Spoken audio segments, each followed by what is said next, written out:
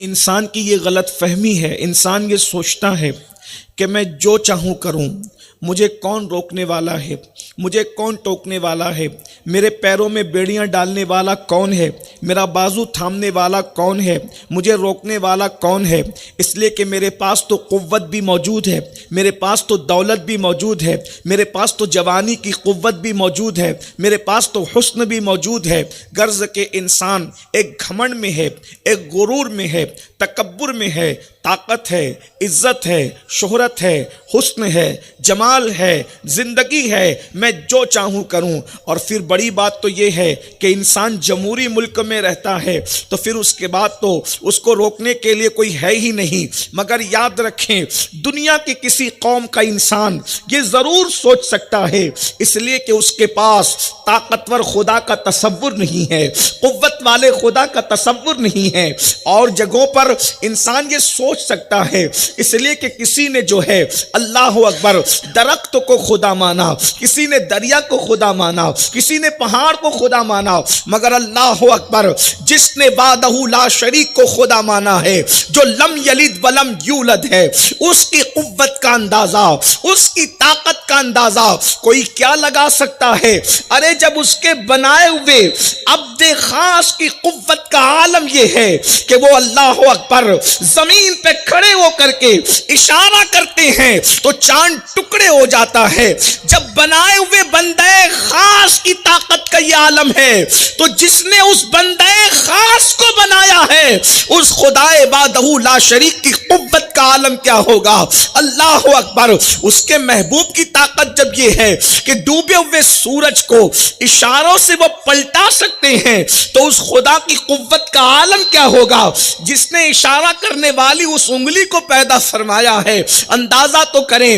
وہی اللہ ہماری غلط فہمیوں کو دور کرتے ہوئے اپنی مقدس کتاب میں ارشاد فرما رہا ہے، کتاب الہی پکار پکار کر کہہ رہی ہے، اے اپنے حسن پر، جوانی پر، طاقت پر، قوت پر غرور اور گھمنڈ کر کے خدا کے غضب کو چیلنج کرنے والوں، ان عذاب ربک لواقع، بے شک تیرے رب کا عذاب واقع ہو کر رہے گا۔ ما لہ من دافع، اور جب اللہ عذاب دینے کا فیصلہ کرے تو دنیا کی کوئی طاقت اللہ کے عذاب سے تمہیں بچا نہیں سکتی۔ عذاب کس بنیاد پہ ہوگا؟ حدیث کہہ رہی البر لا یبلا، نیکی کبھی پرانی نہیں ہوتی، والذنب لا ینسا، اور گناہ کبھی بھلایا نہیں جا سکتا، والدیان لا یموت، اور بدلہ دینے والے، صلہ دینے والے، جزا و سزا دینے والے خدا کو کبھی موت نہیں آ سکتی۔ اعمل ما شئت، پھر تم جو چاہو کرو، نیکیاں کرنا چاہو تو نیکی کرو، گناہ کرنا چاہو تو گناہ کرو، کیونکہ نیکی کا اپنا اثر ہے، گناہ کا اپنا اثر ہے۔ نیکی کبھی بھلائی نہیں جا سکتی، نیکی کبھی پرانی نہیں ہو سکتی، گناہ کبھی بھلایا نہیں جا سکتا، صلہ دینے والے خدا کو موت نہیں آ سکتی۔ تم جو چاہے کرو، ارشاد ہو رہا ہے، شان بے نیازی دیکھیں، تم جو چاہو کرو، اچھا کرو، برا کرو، جو چاہو کرو، کما تدین تدان، جیسا کرو گے ویسا بھرو گے۔ اللہ اکبر۔ اندازہ کریں یہ خدا کا عذاب ہے۔ رات کی تاریکی میں اگر گناہ کرو گے صبح کو اس کا اثر نظر آئے گا، روزی پر اثر نظر آئے گا، اللہ فوراً سزا دیتا ہے۔ قبر میں جو سزا ہے اس سے بڑی سزا، یعنی جیسے جیسے آگے بڑھتے جاؤ گے سزا بڑھتی جائے گی۔ جو گناہ کرتے ہو دنیا میں اس کا اثر نظر آئے گا، اس کے بعد قبر میں اس سے زیادہ اثر نظر آئے گا، اس کے بعد میدان محشر میں اس سے زیادہ اثر نظر آئے گا، اور اس کے بعد جب جہنم میں جائے گا مجرم تو اور زیادہ اثر نظر آئے گا۔ یاد رکھنا، رات کو گناہ کرتے ہو، صبح گاہک پر اثر نظر آتا ہے، صبح روزی روٹی پر اثر نظر آتا ہے، صبح چہرے پر اثر نظر آتا ہے۔ ایک بات میں آپ کو بتاؤں سچی سچی، اللہ کے رسول علیہ السلام پر جب یہ آیت اتری وَمَا أَصَابَكُم مِّن مُّصِيبَةٍ فَبِمَا كَسَبَتْ أَيْدِيكُم، کہ تم پر جو بھی مصیبت آتی تمہارے اعمال کی وجہ سے آتی ہے، تو اللہ کے رسول نے صحابہ سے فرمایا تمہیں جو کھجلی آتی ہے بدن میں وہ بھی گناہ کی وجہ سے آتی ہے، آنکھیں جو پھڑکتی ہے وہ بھی گناہ کی وجہ سے پھڑکتی ہے، جسم کا کوئی عضو لرزتا ہے وہ بھی گناہ کی وجہ سے لرزتا ہے، چراغ بجھتا ہے تو گناہ کی وجہ سے بجھتا ہے، پیر میں کانٹا چبھتا ہے تو کوئی گناہ کی وجہ سے چبھتا ہے۔ اب اس کو اگر آپ غور کر کے دیکھیں تو پتہ کیا چلے گا؟ سستی گناہ کی وجہ سے، کاہلی گناہ کی وجہ سے، نیندوں کا چین ختم ہونا گناہ کی وجہ سے۔ پتہ چلا جس دن انسان گناہ چھوڑ دے وہ اتنا سکون سے رہے گا کہ کبھی اس کے جسم میں کھجلی بھی نہیں آ سکتی، اس کو کبھی کانٹا بھی نہیں چبھ سکتا۔ اللہ اکبر! بلکہ انسان کے پسینے میں بدبو بھی اگر بڑھتی ہے تو کہیں نہ کہیں اس کے عمل کا اس میں عمل دخل ہوتا ہے۔ اسی لیے آپ دیکھیں کہ مجذوب لوگوں کی برسوں نہیں نہاتے تو بھی ان کے کپڑوں میں بدبو نہیں ہوتی۔ غور فرمائیں، غور فرمائیے، گناہ ہے، جہاں گناہ ہے وہاں فنا ہے۔ عنوان تو ایسا ہے کہ اس پر بہت بولا جا سکتا ہے، لیکن مجھے ایک لمبے سفر پر جانا ہے، مجھے اپنے وقت پر گفتگو ختم کرنی ہے۔ ہم گناہ کر رہے ہیں، پریشانیوں کی وجہ گناہ ہے۔ اگر ہم بیمار ہو رہے ہیں اس کا کوئی نہ کہیں سبب گناہ ہے۔ اگر ہمارے گھر میں عیبی بچے پیدا ہو رہے ہیں کہیں نہ کہیں سبب گناہ ہے۔ اگر ہم ذلیل ہو رہے ہیں کہیں نہ کہیں سبب گناہ ہے۔ حتیٰ کہ اللہ کے رسول علیہ السلام فرماتے ہیں تم پر حکمران بھی جو بدلتے ہیں وہ تمہارے اعمال کے بدلنے سے بدلتے ہیں۔ مشکات شریف کی حدیث سے اللہ کے رسول علیہ السلام فرماتے جب تم میری نافرمانی کرتے ہو تو میں تم پر ظالم حکمراں مسلط کرتا ہوں اور ان ظالموں کے دل میں تمہاری دشمنی پیدا کر دیتا ہوں، پھر وہ تم پر ظلم کرتے ہیں اور تم آہو بکا کرتے ہو، تم گڑ گڑاتے ہو۔ اللہ فرماتا ہے حدیث قدسی میں کہ تمہارا ان کے پاس گڑ گڑانا کوئی کام نہیں آتا، اگر گڑ گڑانا ہے تو میری بارگاہ میں گڑ گڑاؤ۔ میرے پیارے آقا صلی اللہ علیہ وآلہ وسلم کے پیارے دیوانوں، ہر انسان مسائل کا شکار ہے، ہر انسان بربادی کا شکار ہے، ہر انسان جو ہے وہ روزی روٹی کو لے کر، بچیوں کے رشتوں کو لے کر، رشتہ داروں کے معاملات کو لے کر، گھر والوں کے معاملات کو لے کر، دوستوں کے معاملات کو لے کر سب پریشان ہے، اور ساری پریشانیوں کی وجہ گناہ ہے۔ میرے بھائیوں، کب تک گناہ کرتے رہو گے؟ خدا کے عذاب کی شکلیں مختلف ہے۔ ان عذاب ربک لواقع ما لہ من دافع، بس اتنا سمجھ لو کتنا بھی نیک آدمی گناہ کرے اس کی سزا اس کو مل کے رہتی ہے، یا ٹھوکر لگنے کی وجہ سے سزا ملتی ہے، یا چوٹ آنے کی وجہ سے سزا ملتی ہے، یا پیر میں کانٹا چبھنے کی وجہ سے۔ اور اگر کافر بھی نیکی کرے، توجہ کر، کافر بھی نیکی کرے تو اللہ اس کی نیکی کا صلہ اس کو عطا کرتا ہے، اگرچہ دنیا میں اس کے لیے، آخرت میں کوئی صلہ نہیں، لیکن دنیا میں اس کے لیے ہے۔ بہت ساری باتیں ہیں، صرف ایک بات آپ سے کہتا ہوں، آپ مجھے بتائیں بہت سارے کافر ایسے ہیں کہ جن کے یہاں دولت ابل رہی ہے، ان کو دنیا میں بظاہر سکون ہے، وجہ اس کا کوئی نہ کوئی عمل ایسا ہے دنیا میں جو بظاہر نیکی کہلاتا ہے۔ اللہ کافر کو بھی نیکی کا صلہ عطا کرتا ہے، اس کی بھی بے شمار مثالیں موجود ہیں، بے شمار داستانیں موجود ہیں، لیکن سب سے ہٹ کر اب آئیے میں آپ کو بتاؤں، انسان جو گناہ کرے گا اس کو بھگتان دنیا میں بھی بھگتنا پڑے گا، قبر میں بھی بھگتنا پڑے گا، اور حشر میں بھی بھگتنا پڑے گا، اور آخرت میں بھی بھگتنا پڑے گا۔ آپ کہیں گے کیا اللہ کریم نہیں؟ بے شک اللہ کریم بھی ہے، رحیم بھی ہے، ستار بھی ہے، غفار بھی ہے، مگر وہ قہار بھی ہے، وہ جبار بھی ہے، وہ غیور بھی ہے۔ اس لیے جب گناہ کرو تو گناہ کرتے وقت ذرا تصور کر لو، جب وہ منتقم حقیقی انتقام لینے پر آتا ہے تو پھر وہ نبی کے بیٹے کو بھی نہیں چھوڑتا۔ اللہ اللہ کے پیغمبر کو کہتا ہے نوح اپنی ہاتھ کی بنائی ہوئی کشتی میں تم اپنا بیٹا شامل نہیں کر سکتے اس لیے کہ ہم اس سے ناراض ہیں. ذرا غور تو فرمائیں حضرت نوح کی بنائی ہوئی کشتی میں خود کا بیٹا نہیں بیٹھ پا رہا ہے. یہ غیرت ہے غیرت. اور اصحاب کہف کا کتا جنت کا دولہا بنایا جا رہا ہے. یہ رحمت ہے رحمت. اگر رحمت کرنے پر آتے ہیں تو کتے کو بھی جنتی کر دیتے ہیں اور غیرت کرنے پر آتے ہیں تو نبی کے بیٹے کو بھی جہنم کا ایندھن بنا دیتے ہیں. اس لیے انسان کو بہت سوچ سمجھ کر زندگی گزارنا چاہیے. اپنی گفتگو کو سمیٹتے ہوئے یہ بات یاد رکھنا اللہ کے عذاب کو کوئی برداشت کرنے کی طاقت نہیں رکھتا. اگر اللہ اپنا عذاب پہاڑوں پر نازل کر دے تو پہاڑ بھی پگھل جائیں. پہاڑ بھی برداشت نہیں کر سکتے. میرے بھائیوں یہ ٹینشن کیا ہے؟ یہ اللہ کے عذابوں میں سے ایک عذاب ہے. اسی طرح میاں بیوی میں اختلاف کیا ہے؟ یہ اللہ کے عذابوں میں سے ایک عذاب ہے. 99% لوگوں کے ساتھ یہی ہے. 1% لوگوں کا معاملہ الگ ہو سکتا ہے. آزمائش کے طور پہ امتحان کے طور پر کسی حکمت کے طور پر. لیکن میں اکثریت کی بات کر رہا ہوں. آئیے اب گفتگو کا رخ موڑتے ہوئے خدا کے عذاب کی شکلیں کیا ہے تھوڑا سا اس کو محسوس کر لے. دنیا میں نے اشارہ کر دیا. اب ذرا قبر کی طرف چلتے ہیں. دنیا میں تو یہ ہے ٹینشن ہے بیماریاں ہیں بچیوں کو رشتے کا نہ آنا ہے. لوگ کہیں گے ایسا بھی ہے. میں کہتا ہوں ہاں اگر نیکی کرو بچیوں کے رشتے چل کر آئے. آپ دیکھو آج سے 50 سال پیچھے جاؤ بچی بالغ بھی نہیں ہوتی تھی رشتوں کی قطار لگتی تھی. آپ غور کر لیں کرناٹک ہو مہاراشٹر ہو گجرات ہو ہر جگہ اچھے رشتوں کی قطار لگتی تھی. ابھی کیوں نہیں؟ لڑکے بھی موجود ہیں ایسے نہیں کہ نہیں ہیں. لڑکیاں بھی موجود ہیں. لڑکے بھی پریشان لڑکیاں بھی پریشان.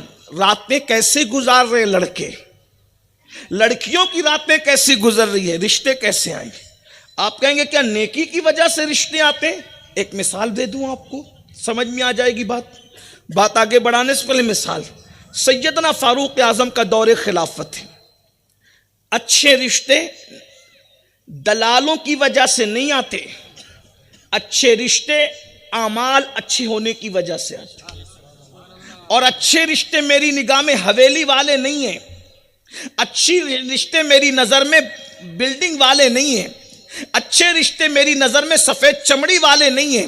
اچھے رشتے میری نگاہ میں وہ ہے وہ شوہر جو بیوی کا سکون بن سکے وہ اچھا رشتہ اور بیوی جو شوہر کے لیے سکون بن سکے وہ اچھا رشتہ. ورنہ ناچنے اور کودنے والوں کو دیکھتے ہوئے تم نے بھی اپنا معیار بدل دیا. آج کل بلڈنگ چاہیے مال چاہیے چاہے سود کا دھندا ہو چاہے حرام کا دھندا ہو چاہے کسی کا لے کے ڈبا لیا ہو. سکون کی بات نہیں ہے اور اسی لیے سب بے سکون ہے الا ماشاءاللہ. فاروق اعظم کا دور خلافت ہے. ہمارے امیر المومنین غیظ المنافقین امام المجاہدین سیدنا عمر ابن خطاب رضی اللہ تعالیٰ مدینہ منورہ کی گلیوں کا دورہ کر رہے ہیں. رات کا آخری پہر ہے.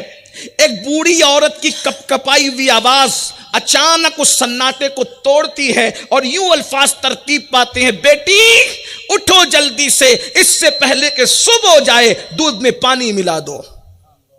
دودھ میں پانی ملانے کی بات کسی بوڑھی عورت نے کی. اسی آواز کے مقابلے میں ایک جوان اور خوبصورت آواز ہوا میں تحلیل ہو گئی اور یوں الفاظ ترتیب پائے امی کیا تم بھول گئی امیر المومنین نے دودھ میں پانی ملا کر بیچنے سے منع کیا ہے.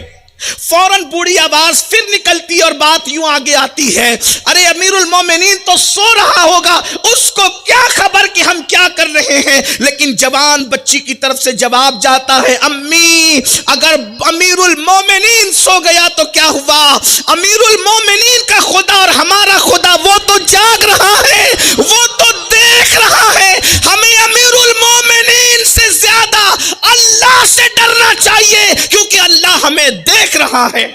یہ بات سننی تھی. امیر المومنین کی آنکھوں میں آنسو آ گئے. امیر المومنین نے وہاں نشان لگا دیا واپس گھر چلے گئے. بہت متاثر ہوئے اس واقعے سے اور اس کے بعد آپ نے اپنے بیٹوں کو جمع کیا. میں بوڑھا ہو گیا ہوں شادی نہیں کر سکتا بتاؤ تم میں سے کون شادی کرے گا کون شادی کرے گا. اس کے بعد ایک بیٹے نے کہا بابا میں کروں گا. فرمایا وہ لڑکی جو اللہ سے رات کی تنہائی میں ڈرتی ہے وہ فاروق اعظم کی بہو بنے گی، بہو. اور اس کے بعد پھر کیا ہوا؟ امیر المومنین جس کے گھر تک اس لڑکی کی رسائی نہیں تھی، صرف تقوی نے کہ اللہ دیکھ رہا ہے، اس لڑکی کے گھر سے رشتہ امیر المومنین کے گھر جاتا تو شاید رد ہو جاتا، اس لیے کہ ان کو کوئی جانتا ہی نہیں تھا.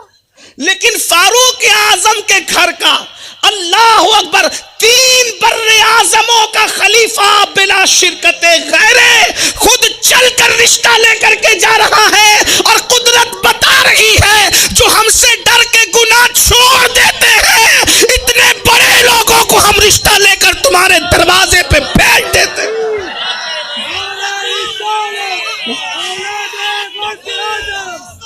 میں اپنی قوم کی بچیوں سے کہتا ہوں مایوس کیوں ہو؟ اس بچی کی طرح تم بھی اللہ سے ڈرو. اللہ کی عزت کی قسم، 3 بر اعظموں کا خلیفہ جب اس کے گھر تک چل کے آ رہا ہے تو بڑے بڑے مالدار اور شریف بھی تمہارے گھر آنے پہ مجبور ہو جائیں گے. اللہ سے ڈر کر تو دیکھو. مگر تم اللہ سے کب ڈرو گی؟